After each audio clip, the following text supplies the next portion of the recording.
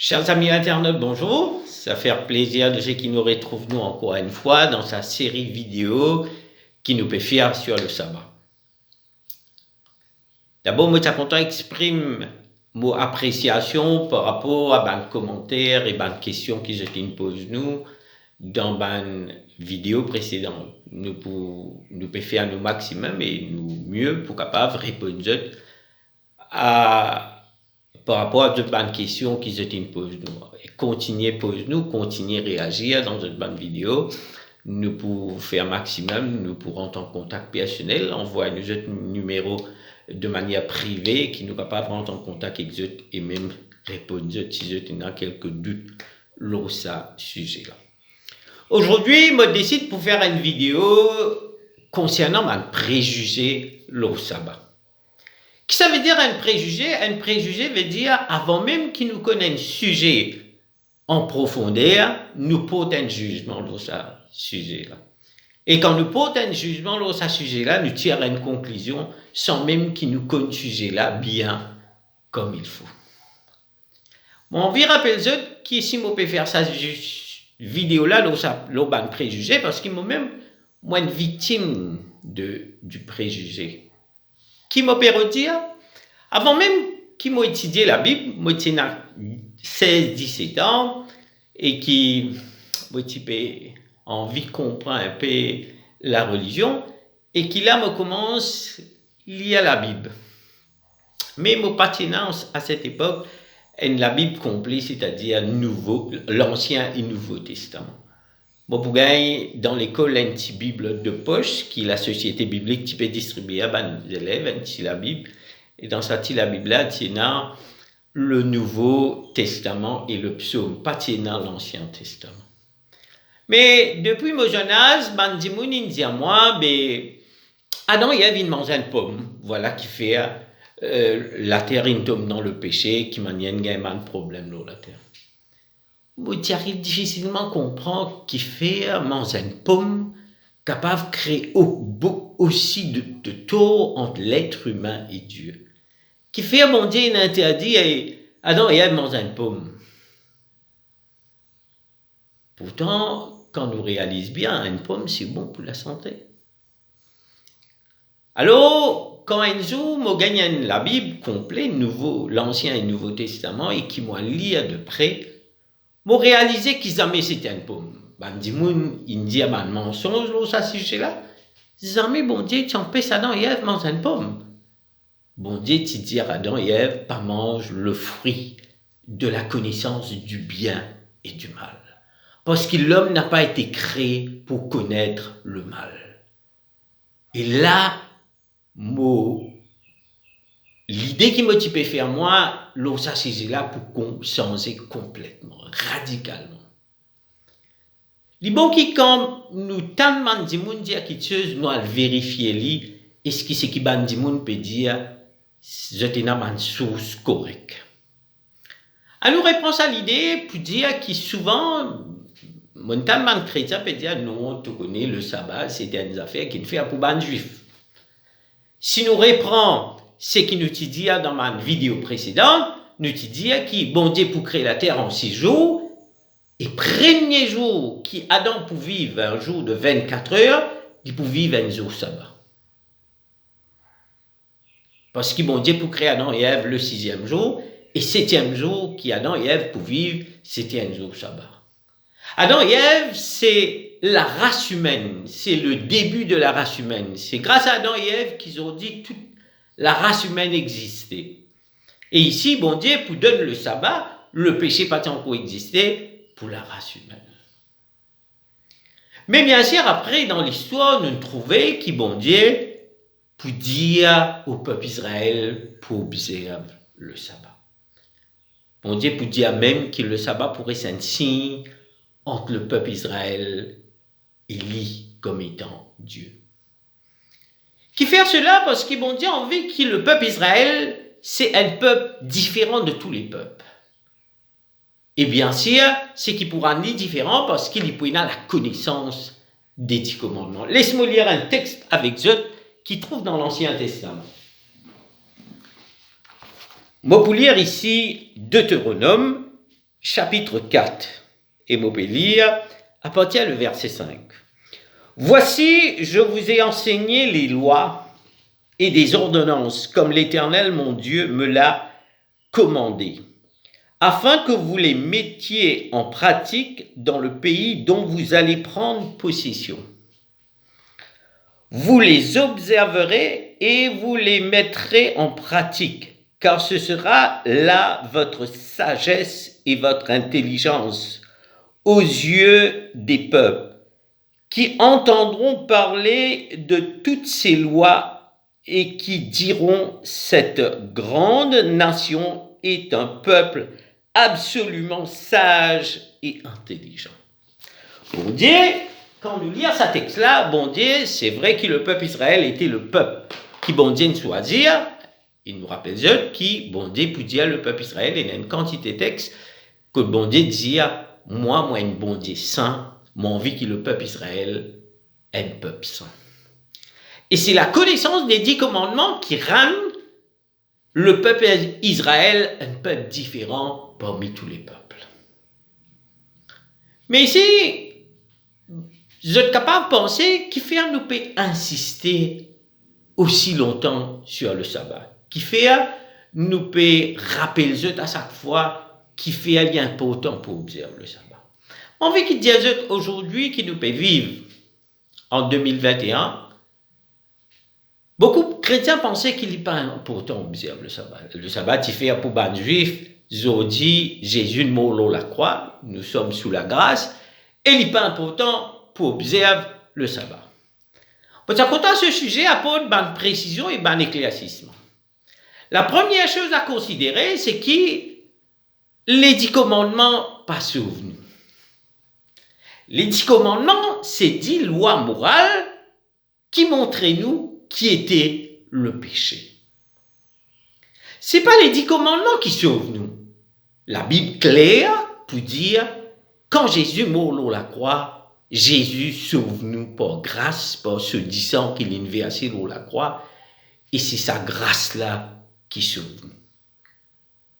Mais avant tout, on essaie de comprendre qui était le péché. Souvent, un chrétien qui est bien content Jésus, qui dit Jésus, nous bien content toi parce qu'il te mort sur la croix pour nous, te sauve nous par grâce. Mais beaucoup de chrétiens pas capables ou pas connaissent qui manière définir le péché de manière biblique. Qui définition la Bible donnait le péché? Laisse-nous lire. Bon, vous lire ici, toujours dans le Nouveau Testament, et dans 1 Jean 3, verset 4, vous lire verset 4 jusqu'à 9, à nous guetter qui la Bible dit. La Bible dit: quiconque pêche transgresse la loi, et le péché est la transgression de la loi. Voilà qui définition biblique est dans le péché. Verset 5 dit: oh, vous le savez, Jésus a paru pour ôter les péchés, et il n'y a point en lui de péché. Quiconque demeure en lui ne pêche point, et quiconque pêche ne l'a pas vu et ne l'a pas connu. Petit enfant, que personne ne vous séduise, celui qui pratique la justice est juste,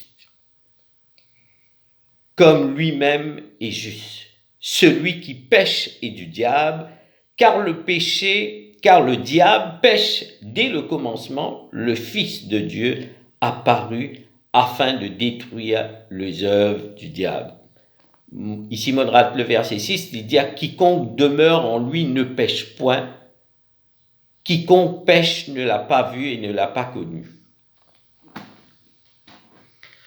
Alors, dans ce verset-là, nous trouvons clairement qu'ici, Jean qui peut écrire, il dit la définition du péché, c'est quand nous violons la loi, mon Dieu. Si nous, en tant que chrétiens, nous disons que Jésus est mort pour nous pécher et qui maintenant nous sous la grâce, nous ne sommes pas capables de continuer à vivre dans le péché. Le péché est une affaire tellement grave qui bouleverse la terre, qui bouleverse la relation entre l'être humain et Dieu, qui amène la souffrance, et après, c'est à cause du péché qui peut y avoir la fin du monde. Jésus, après qu'il est mort sur la croix, il peut bien retourner pour mettre fin aux souffrances sur la terre. Le péché, c'est une affaire extrêmement grave qui nous pas capable de traiter à la légère. Et ici, une définition du péché dit, quand nous péchons, c'est qu'il nous viole la loi, nous transgresse la loi. Si nous disons nous sous la grâce, qui était sous la grâce, veut dire le péché qui nous condamne nous, et Jésus tire nous dans sa condamnation du péché là. Mais comment le péché condamne nous? Le péché condamne nous parce qu'il nous transgresse la loi de Dieu. Et quand nous transgressons la loi de Dieu, nous commettons le péché. Et parce qu'il nous bat pécheurs, nous bénéficions la grâce de Dieu. Qui fait nous bénéficier la grâce de Dieu parce que bon Dieu, il est tellement content. Dieu a tant aimé le monde qu'il a donné son Fils unique, afin que quiconque croit en lui ne périsse point, mais qu'il ait la vie éternelle par nous. Nous ne sommes pas capables, en tant que chrétiens, continuer à vivre dans le péché. À nous guetter, c'est qui Paul peut dire concernant la grâce et le péché. Molière ici, dans Romains chapitre 6, Paul peut dire ceci. Que dirions-nous donc? Demeurions-nous dans le péché afin que la grâce abonde? Loin de là, nous qui sommes morts au péché, comment vivrions-nous encore dans le péché? Saint Paul peut dire ici, si nous pédions nous sous la grâce, nous ne sommes pas capables de continuer à vivre dans le péché.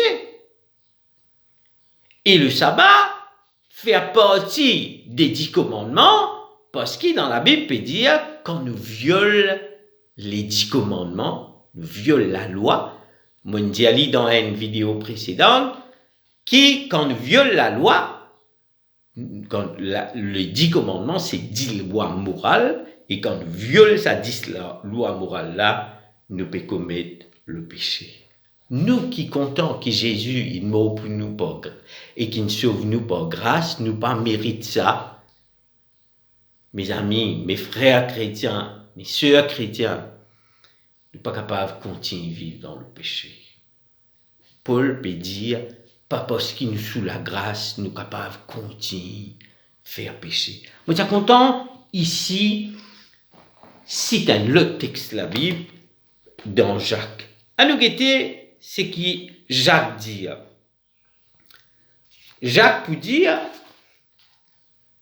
que quiconque observe toute la loi, mais pêche contre un seul commandement, devient coupable de tous. Souvent, nous sommes capables de penser moi, j'ai l'impression qu'il m'a un chrétien pensé, mais quel mal y a-t-il parce qu'il m'opère à travail ou sabbat? Comment dire? Pas un péché, ça comme le travail. Si la Bible dit que bon Dieu, il donne nous 7 jours, mais l'Indien nous prend 6 jours pour nous travailler et pour nous faire les affaires de la terre, et qui nous consacre un jour qu'il ne faudrait pas nous qui choisir ça jour-là, c'est un jour qui l'île choisir et qui l'île béni, pour qu'il nous capable à l'adorer et qui nous capable agir comme l'île demande nous agir, c'est pas difficile. Dieu est un Dieu qui est dans une grande sagesse et intelligence. Et là, il dit à le peuple Israël, quand tu peux observer les 10 commandements, tous les peuples autour de toi, pour réaliser qu'il est un peuple intelligent, qui possède une sagesse différente de tous les autres peuples. Souvent, nous comprenons et nous pensons que quand Jésus vient dans la terre, comment dire, il vient abolir le sabbat. D'ailleurs, Jésus, lui-même, il peut dire, je suis le maître du sabbat.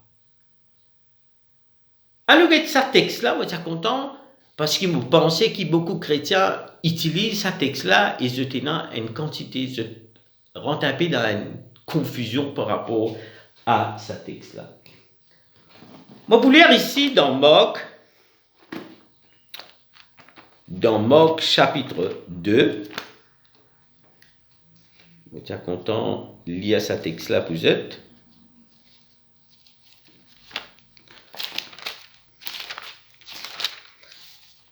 Dans Marc chapitre 2, je vais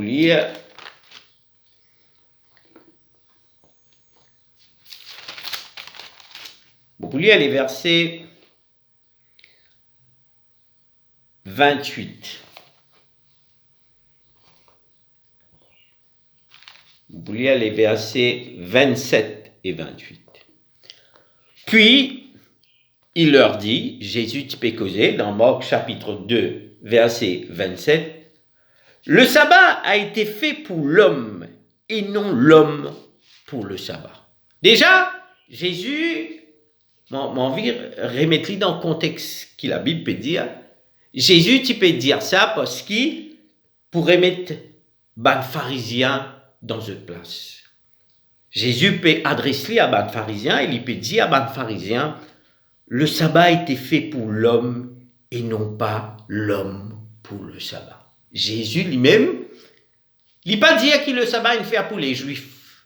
Il dit le sabbat a été fait pour l'homme. Et verset 28, il dit de sorte que le Fils de l'homme est maître même du sabbat. Qui peut arriver dans ce contexte-là, si je gagne l'occasion pour lire Marc chapitre 2, je peux trouver à un moment donné, un disciple de Jésus, un jour du sabbat, je peux traverser un champ de blé et là, je peux casser un épi de blé pour je manger. Et un pharisien peut intervenir. Un pharisien peut dire, mais qui manière le jour du sabbat, un disciple peut faire quelque chose qui est interdit. Mes amis, quand nous lisons les 10 commandements, il n'y a aucune place dans les 10 commandements qui dit qu'il n'y a pas le droit à casser des épis de blé pour manger le jour du sabbat. Puis il n'y a aucune place qui interdit moi casse un goyave jour sabbat pour manger dans la cour. La Bible n'a pas interdit cela. Alors, ici, il est bon qui nous comprend que le sabbat, les pharisiens, tu peux comprendre différemment. Quand Jésus dit « Je suis le maître du sabbat », Jésus peut dire à les pharisiens, ce n'est pas eux qui pouvaient montrer moi qui était le sabbat. Parce que c'est moi qui me prescris le sabbat. C'est moi qui n'écris le sabbat quand Moïse sur la montagne de Sinaï. Et ce n'est pas eux qui pouvaient montrer moi comment observer le sabbat. Et dans le texte que Jésus peut dire, il est permis de faire le bien le jour du sabbat. Pour rappeler que Jésus fait beaucoup de miracles. Les pharisiens, tu font le sabbat de manière différente. Et manière que les pharisiens, je t'ajoute beaucoup de lois pour faire que le sabbat vienne courver. Le sabbat, c'est un jour saint, c'est un jour béni qui, bon Dieu, met à part, qui est réservé pour qu'il nous offre un culte d'adoration, pour qu'il nous aille au service des autres. Dans sa vidéo-là, nous avons envie de dire qu'il ne faudrait pas, nous, en tant que chrétiens, devenir observateurs du sabbat comme les pharisiens.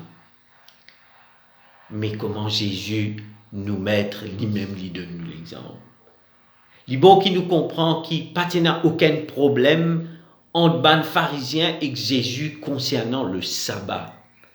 Il y a un problème entre Jésus et les pharisiens concernant la manière qui nous observe le sabbat. C'est quelques textes capables de nous à comprendre ce sujet-là dans sa idée-là. Si aujourd'hui, les chrétiens pensaient qu'il n'est pas nécessaire pour observer le sabbat, moi, je rappelle qu'il nous peut continuer à observer le sabbat, même dans la nouvelle terre. Laisse-moi lire un texte avec eux. On peut lire ici dans Ésaïe, chapitre 66. À nous guetter qu'Ésaïe dit. Il dit encore, comme les nouveaux cieux et la nouvelle terre que je vais créer subsisteront devant moi, dit l'Éternel. Ainsi subsisteront votre postérité et votre nom. À chaque nouvelle lune et à chaque sabbat, toute chair viendra se prosterner devant moi, dit l'Éternel. Si l'eau la terre qui nous fait vivre aujourd'hui, ben, chrétien pensait qu'il n'est pas nécessaire de faire le sabbat. Je me rappelle ça dans la nouvelle terre, pour toujours être dans le sabbat. Pour toujours, bon Dieu, pour mettre un jour à part béni, pour qu'il nous capable d'offrir un culte d'adoration. J'espère que ce texte, la Bible est capable d'éduire pour sur le monde ban préjugés. Et j'espère que tout ce qui nous étudie est capable, bon Dieu, de nous sur l'Esprit Saint pour nous comprendre. Moi, envie aussi cite un texte qui trouve dans Jean chapitre 16. Dans Jean chapitre 16, Jésus peut dire ceci. Jean chapitre 16, Jésus peut dire, cependant, je vous le dis, la vérité, il vous est avantageux que je m'en aille, car si je m'en vais pas, le consolateur ne viendra pas vers vous. Mais si je m'en vais, je vous l'enverrai. Et quand il sera venu, Jésus peut parler du Saint-Esprit, il dit, il convaincra le monde en ce qui concerne le péché, la justice et le jugement. Jésus peut dire qu'il y a l'avantage qui m'a allé, et quand moi allé, moi laisse le Saint-Esprit, et qui rôle du Saint-Esprit sur la terre, c'est pour convaincre nous qui était le péché, la justice et le jugement. Qui m'a prié pour qu'il bon Dieu accorde nous le Saint-Esprit et que l'Esprit Saint capable de convaincre nous qui était le péché. Et quand nous comprenons qui était le péché, nous pouvons comprendre l'importance pour observer tous les 10 commandements qui dit dans la Bible. Pour cela, moi, j'invite Dieu pour nous prier, pour nous mettre fin à cette vidéo. Seigneur notre Dieu, nous prions toi pour qu'il te donne nous ton Saint-Esprit, pour qu'il l'Esprit Saint capable de convaincre nous en ce qu'il s'agit du péché, de la justice et du jugement. Qu'il l'Esprit Saint capable d'éclairer nous concernant ce sujet qui nous a abordé aujourd'hui et qui, Seigneur, est capable d'enseigner-nous le chemin de la vérité. Écoute-nous la prière, c'est au nom de Jésus qui nous prie toi. Amen. Alors, merci pour cette écoute. Nous pouvons continuer recevoir cette bonne commentaires, cette bonne réaction, cette question.